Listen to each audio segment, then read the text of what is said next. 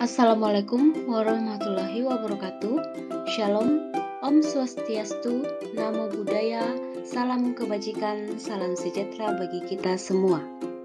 Di sini, kami dari kelompok 2, mata kuliah pemahaman tentang peserta didik dan pembelajarannya akan memaparkan tugas kelompok kami pada topik 3, yaitu profiling peserta didik pada bagian 01.02.3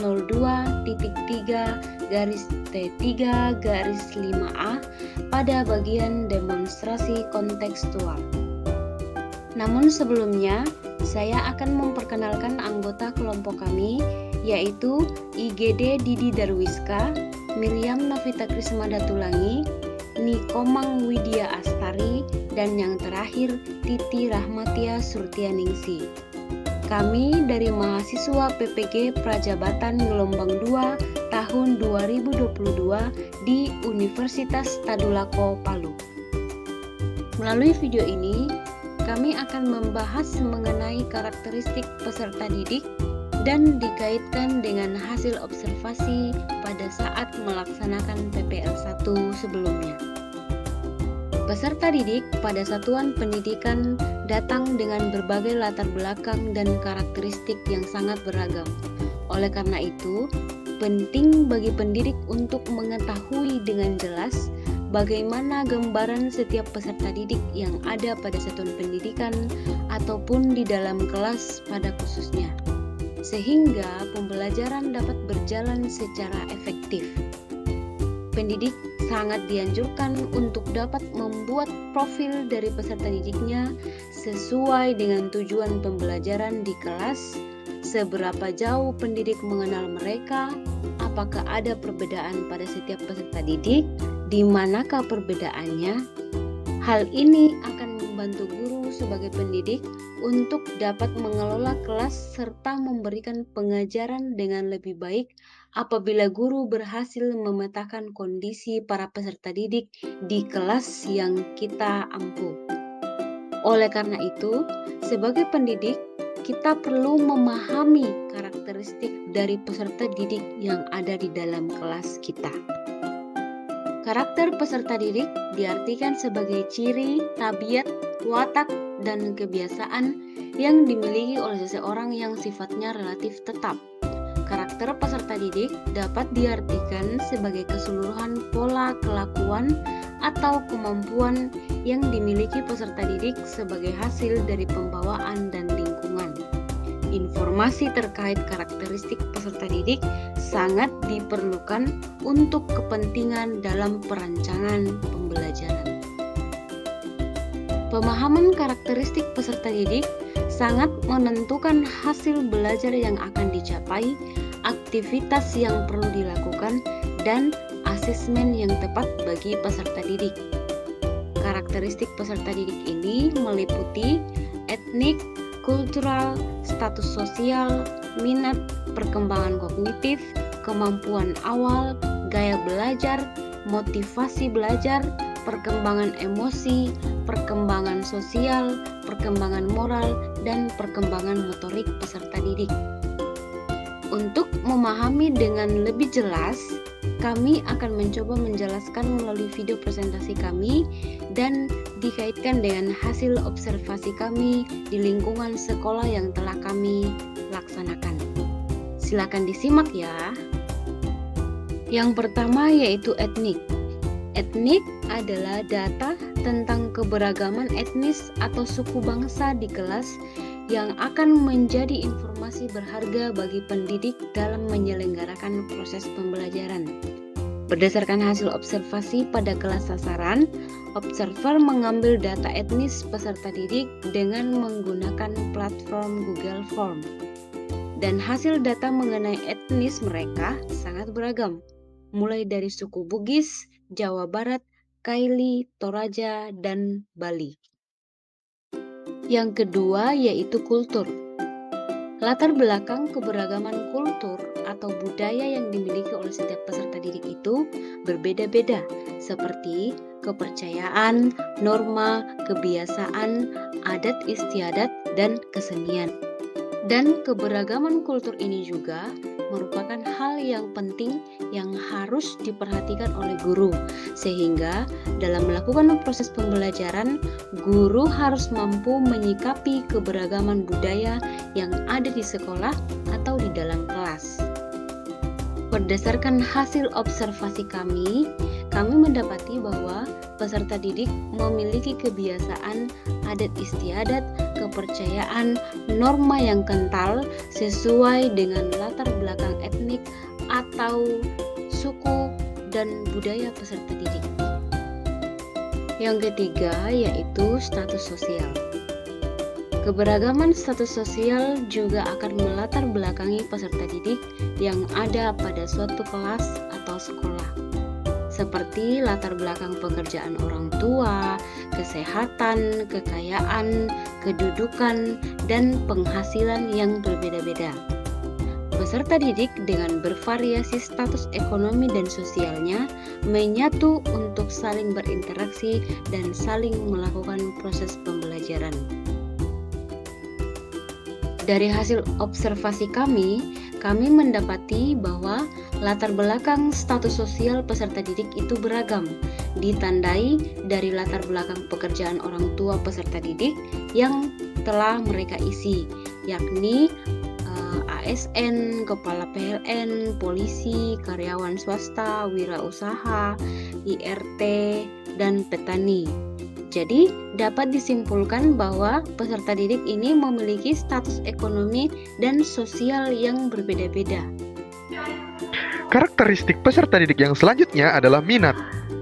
Minat dapat diartikan sebagai suatu rasa lebih suka atau rasa ketertarikan pada suatu hal atau aktivitas. Harlock menyatakan bahwa minat merupakan suatu sumber motivasi yang mendorong seseorang untuk melakukan kegiatan yang dipilihnya. Apabila seseorang melihat sesuatu yang memberikan manfaat, maka dirinya akan memperoleh kepuasan dan akan berminat pada hal tersebut. Untuk mengetahui apakah peserta didik memiliki minat belajar yang tinggi atau tidak, sebenarnya dapat dilihat dari indikator minat itu sendiri.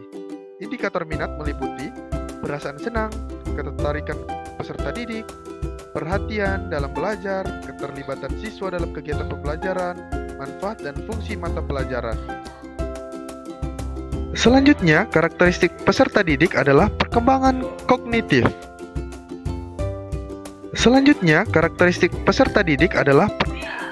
Tingkat perkembangan kognitif yang dimiliki peserta didik akan mempengaruhi guru dalam memilih dan menggunakan pendekatan pembelajaran, metode, media, dan jenis evaluasi.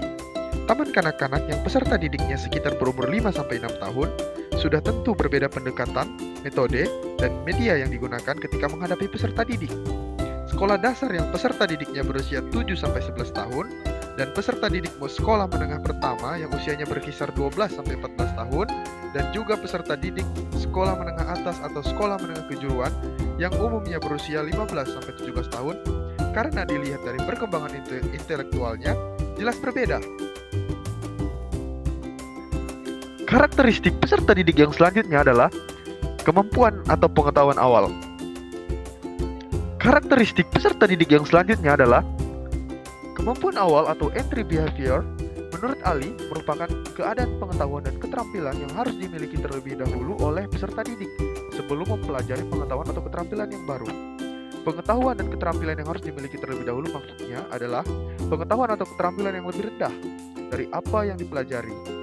Contohnya, siswa sebelum mempelajari tentang pembagian, maka siswa tersebut harus menguasai terlebih dahulu tentang konsep pengurangan. Cara untuk mengetahui kemampuan awal peserta didik dapat dilakukan melalui tes, yaitu pre-test dan tes atau tes awal dan teknik non-tes seperti wawancara. Melalui wawancara dan tes awal, maka kemampuan awal peserta didik dapat diketahui. Kemampuan menjawab tes awal dapat dijadikan dasar untuk menetapkan materi pembelajaran. Selanjutnya, gaya belajar. Gaya belajar adalah cara yang cenderung digunakan oleh peserta didik dalam menerima informasi dari guru. Dalam melihat gaya belajar peserta didik, observer memberikan Google Form kepada peserta didik. Hasil dari observasi, gaya belajar peserta didik didominasi dengan gaya belajar gabungan antara visual, auditori, dan selanjutnya motivasi. Motivasi merupakan daya penggerak dalam diri peserta didik yang dapat membantu proses pembelajaran. Berdasarkan hasil observasi, motivasi belajar siswa dikategorikan cukup baik. Hal itu dilihat pada saat guru menyajikan materi, siswa terlihat antusias. Selanjutnya, perkembangan emosi. Perkembangan emosi mengacu pada reaksi anak terhadap berbagai perasaan yang dialami dan membawa pengaruh pada pembelajaran. Hasil observasi yang observer lakukan, ruang kelas dijadikan tempat untuk berinteraksi dan menyalurkan pengetahuan yang dimiliki oleh peserta didik dengan nyaman dan tanpa tekanan. Jadi saya akan melanjutkan pemaparan materi terkait profiling siswa peserta didik. Untuk dapat membuat profil dari peserta didik, guru perlu memahami karakter dari peserta didik yang ada di kelas. Karena pemahaman karakteristik peserta didik sangat menentukan hasil belajar yang akan dicapai. Selain yang sudah dipaparkan oleh rekan-rekan saya sebelumnya, karakteristik peserta didik juga meliputi perkembangan sosial, perkembangan moral, dan perkembangan motorik. Nah, yang pertama kita bahas adalah perkembangan sosial. Perkembangan sosial peserta didik dapat diketahui atau dilihat dari tingkatan kemampuannya dalam berinteraksi dengan orang lain dan menjadi masyarakat di lingkungannya. Berdasarkan hasil observasi di sekolah, dalam meningkatkan perkembangan sosial peserta didik di kelas, guru membentuk sebuah kelompok kecil dan nantinya akan memberikan tugas atau proyek yang akan dikerjakan bersama. Selanjutnya yaitu perkembangan moral. Dalam kehidupan bermasyarakat, termasuk masyarakat di lingkungan sekolah, pasti mengenal moralitas. Bahkan moralitas ini dijadikan sumber atau acuan untuk menilai suatu tindakan atau perilaku, karena moralitas memiliki kriteria nilai atau value yang berimplikasi pada takaran kualitatif seperti baik buruk, benar salah, pantas tidak pantas, dan sebagainya.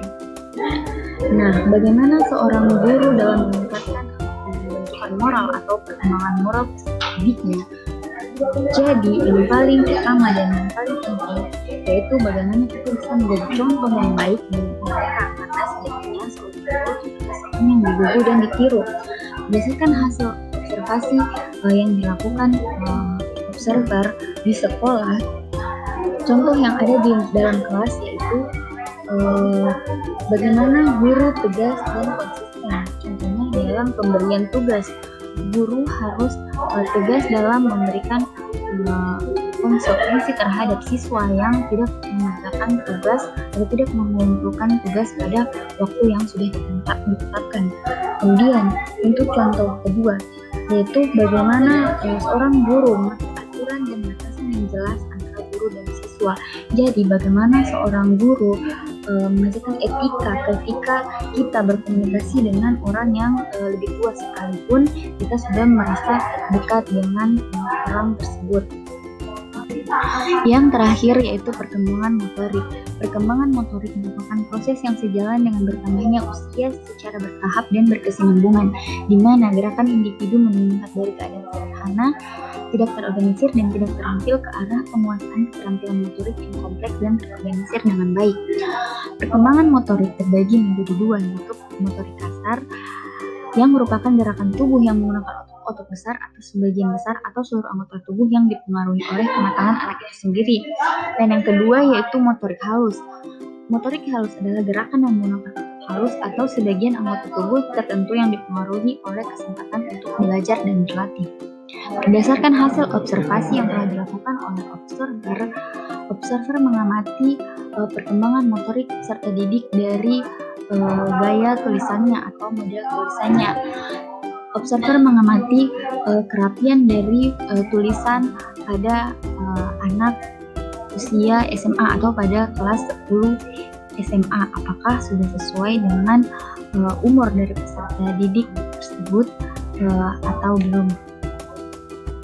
Baik, sekian dari pemaparan kami mengenai karakteristik peserta didik yang kami kaitkan berdasarkan hasil observasi kami di sekolah. Kesimpulan yang dapat kami tarik adalah bahwa seorang pendidik sangat penting untuk memahami setiap karakteristik peserta didik, latar belakang peserta didik, sehingga dapat membantu pendidik dalam merancang pembelajaran yang akan dilaksanakan di dalam kelas. Sekian dan terima kasih. Semoga apa yang kami sampaikan dapat bermanfaat bagi kita sekalian. Wassalamualaikum warahmatullahi wabarakatuh dan shalom.